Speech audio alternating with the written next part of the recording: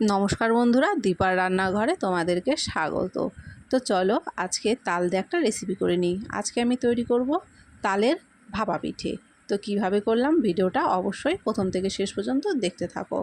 তালের ভাপা পিঠে বানানোর জন্য প্রথমে এখানে আমি একটা বড় বাটি দিয়ে মেপে নিয়েছি। এর মধ্যে হাফ বাটি আছে চালের গুঁড়ো আর হাফ বাটি আছে ময়দা। তারপরে দেখো এখানে দিয়ে দিলাম তালের শাঁস, তারপরে স্বাদ অনুযায়ী লবণ, স্বাদ অনুযায়ী চিনি, নারকেল কোড়া, আর এখানে নিয়েছি আমি ইস্ট। তো এখানে একটু পরিমাণ ইস্ট দিয়ে দেব, আর দিয়ে দিচ্ছি এর মধ্যে এখন সাদা তেল। এখন হাতের সাহায্যে সবগুলো উপকরণকে মিশিয়ে নেব।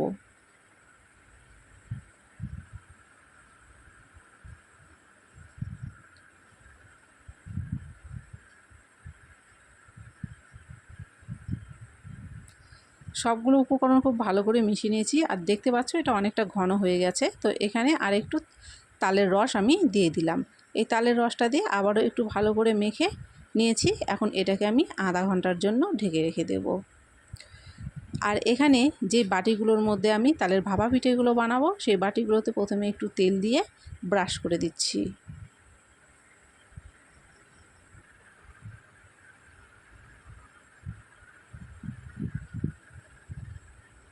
বাটিগুলোকে এখানে তেল দিয়ে ব্রাশ করে দিলাম। তারপরে দেখো আধ ঘন্টা পরে এখানটায় চলে এলাম।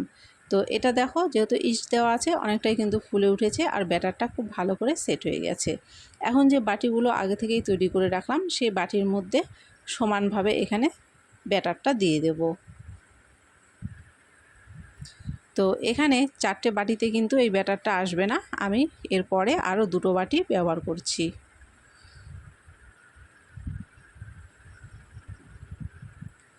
ব্যাটারগুলো বাটির মধ্যে দিয়ে দেওয়ার পরে এইভাবে একটু ঝাঁকিয়ে নিতে হবে, তাহলে দেখবে ব্যাটারটা বাটির সাথে খুব ভালো করে সেট হয়ে যাবে, আর এর ভেতরে কোনো রকমের হাওয়া থাকবে না।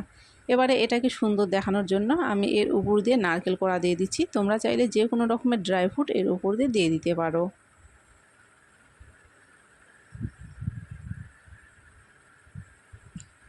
নারকেল কোড়াটা দেওয়ার পরে কিন্তু বাটিগুলো দেখতে বেশ সুন্দর লাগছে। এখন কড়াইতে এখানে জল বসিয়ে দিয়েছি। জলটা একটু হালকা গরম হয়ে এসছে, আর গ্যাসের ফ্লেমটাকে মিডিয়ামে রেখেছি। তারপরে এরকম একটা ছিদ্রযুক্ত থালা কড়াইয়ের উপর বসিয়ে দিয়ে বাটিগুলো এর মধ্যে আমি বসিয়ে দিলাম। এখন এটাকে আমি ঢেকে রান্না করে নেব 30 মিনিট।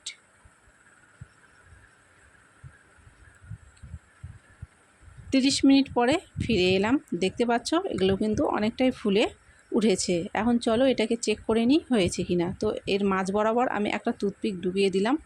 তো দেখতে পাচ্ছ টুথপিকের গায়ে কিন্তু এক ফোঁটাও লাগেনি, তার মানে এগুলো হয়ে গেছে। এখন নামিয়ে ঠান্ডা করে নেব। তো আমি নামিয়ে 30 মিনিট মতো রেখে ঠান্ডা করে নিয়েছি। আর এগুলো দেখো কত সহজে বাটি থেকে বেরিয়ে যাচ্ছে, আর একদম কিন্তু পারফেক্টভাবে তৈরি হয়েছে, বাটির গায়ে কিন্তু একটুকু লাগেনি। তো এইভাবেই আজকে তালের ভাপা পিঠেগুলো আমি তৈরি করে নিলাম। কেমন লাগলো রেসিপিটা কমেন্ট করে অবশ্যই জানিও। ভালো লাগলে অবশ্যই লাইক করে চ্যানেলটিকে সাবস্ক্রাইব করে দিও, আর ভিডিওটাকে শেয়ার করে দিও।